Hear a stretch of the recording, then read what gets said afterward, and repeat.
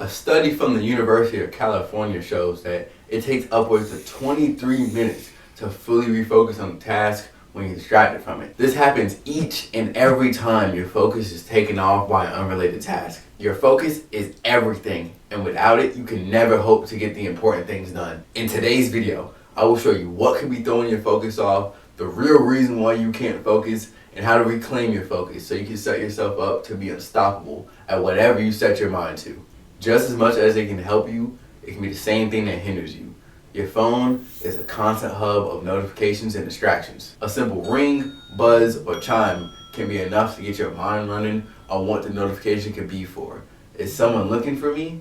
Is it something I need to do? Or is it some news I've been waiting for? At that very moment when that notification hits your ear, your attention span was immediately split into two. And when you get done looking at your phone and attempt to get back to your original task, you'll find it difficult to fully refocus on what you were doing. The haziness you experience when you get back to your original task is called tension residue. Our brains are only built to focus on one thing at a time. So no matter how small the task is, when you try to do multiple things at once, your brain subconsciously is still lingering on the previous task. This is also why when you attempt to multitask, it can be difficult because your brain is still subconsciously going back and forth between the two different tasks. This switching is inefficient because it can lead to a decrease in productivity and an increase in errors. So how do you solve this? It's simple.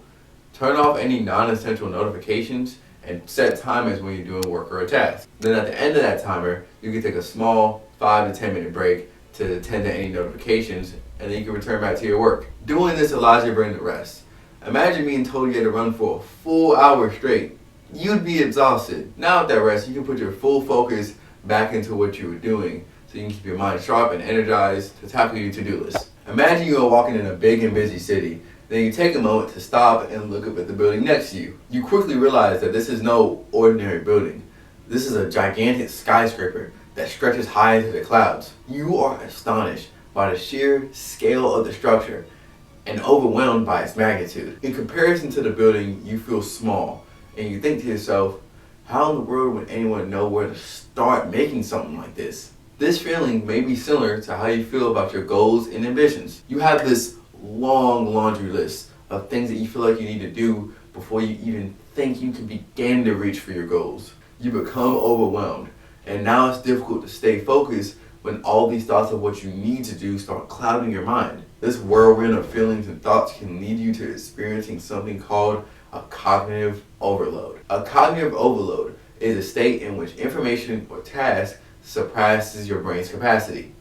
Imagine that your brain is this cup, and this water is information that you feed your brain.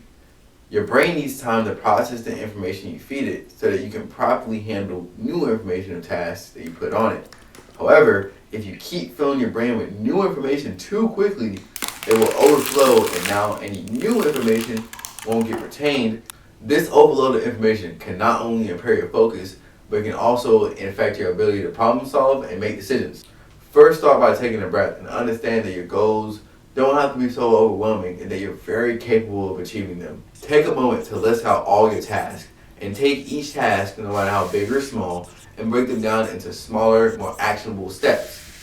After that, prioritize with the most urgent at the top of the list first and the least important at the bottom, and start to tackle them one by one.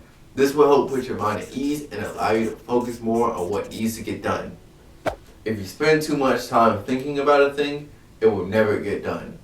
What Bruce Lee touches on here perfectly illustrates my next point. You have so many goals you want to reach and so many things you want to do that you overthink it and end up not doing anything at all. This is known as analysis paralysis. Analysis paralysis is when you get so caught up in overthinking or overanalyzing a situation that you become unable to make a decision or take any action. The reason why this is an issue is because in life, there's so many decisions that we have to make. And the inability to take action can seriously cloud your mind and hinder your performance. As an up-and-coming YouTuber, I faced this very issue. I had so many different ways that I could have wrote this very script, how I could have set these lights up, how I could have set the background up, instead of just getting started and getting better as I went along. There could be a variety of reasons of why you could be experiencing analysis paralysis. It could be a fear of failure, a lack of confidence, or anxiety and stress you feel from even taking action. One major factor that often gets overlooked is the presence of ruminating thoughts. Ruminating thoughts are repetitive thoughts that focus on a negative aspect of things. This constant loop of negative thoughts can feed directly into your psyche, which directly affects your confidence and raises anxiety and stress when you're trying to focus on a task. This creates a loop of you attempting to do something, but you getting so caught up in your own head that you don't end up doing anything at all. The best solution to combat this is to realize that sometimes action is better than no action at all. You can never hope to get better at something or get where you desire if you never start. One thing that helped me overcome this is that I took a moment to look myself in the mirror to tell myself, stop dwelling on things that I currently can't do and take action so I can become the person who can do it. I had to practice mindfulness and even meditate to reduce my negative thoughts and actually take action. To practice mindfulness, you could do things such as certain breathing exercises or journaling down your thoughts and feelings to focus on things that can actually help you rather than not. Imagine you were given some darts and told you need to hit a bullseye. Possible, right? Now what if I told you that you need to put on a blindfold and spin around 10 times and then try to hit the bullseye? Not so easy.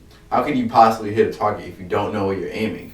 This is what it's like when you have unclear goals. Without clear goals or sense of direction, your goals will be ultimately misguided, unproductive, and leading you down more confusion, wasted time, and missed opportunities. Having an ambiguous goal can be one of the leading causes for stress on your brain. The brain does not handle ambiguity well because it thrives on predictability and clear information. Our minds like it when things are simple, so it can be easier to digest because it can break it down into smaller, more manageable bits. Having clear goals can help you know exactly what it is you need to focus on. Without it, you'll be heading in too many different directions without any endpoint. One way to define your goals is to structure them as SMART goals. SMART goals are the framework to get clear goals that are easy to understand. The acronym SMART stands for specific, measurable, achievable, relevant, and time-bound. Specific. A goal must be unambiguous. Ask yourself, why is it important to you? What do you want to achieve? Where it's going to be at? And who's going to be involved? Measurable. This is how you track your goals so that you know you're actually making progress. How will you know your goal is actually accomplished? Achievable. The goal has to be realistic and obtainable. Ask yourself, what resources do you have? And if you don't have the resources, ask yourself, how can you get them or what can you substitute for it? Relevant. The goal has to be relevant to your overall target. Where is it you want to go? And will this actually help you get closer to that? Time-bound. The goal will have to have a clear deadline or time frame to complete that's reasonable. Having a SMART goal will give your goal a clear sense of direction and focus so that you know when you achieve them and the steps you're going to take to get there. In the age of the internet, we become so accustomed to instant gratification in so many different areas of our lives.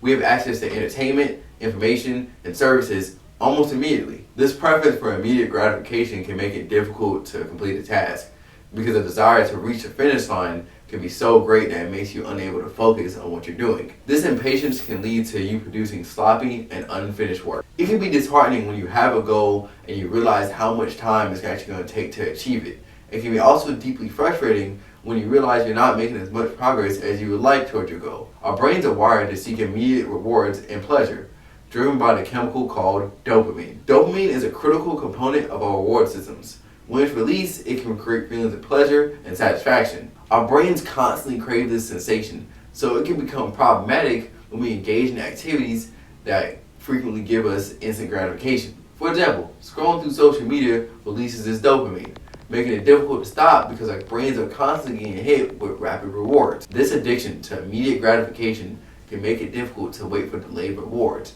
thereby making it more difficult to focus on a task or a goal that's going to take some time to achieve. Although being addicted to dopamine can seem like a disadvantage at first, by understanding how our brain craves it, we can actually use it to our advantage. And here's how. First, break down your goals. Break down your goals into more manageable, achievable tasks, making them less daunting. 2, make a checklist. List these smaller tasks into checklist format. 3, check off items. Each time you complete a task, check them off the checklist. Each time you check off an item, a few things happen. It triggers small bursts of dopamine, giving you that sense of pleasure each time you complete a task. It tracks your progress towards your goal, making you realize your goals are more achievable than you think. It reduces the chances of you being overwhelmed because you're focusing on one task at a time. So to recap, in order to help you recapture your focus, you can turn off non-essential notifications to minimize distractions, break down your overwhelming tasks into smaller steps and prioritize, combat analysis paralysis by taking purposeful action and practicing mindfulness. Set smart goals to make your goals clear and concise. And remember that patience is key. Celebrate the small victories along the way. Which one of these areas do you struggle with the most?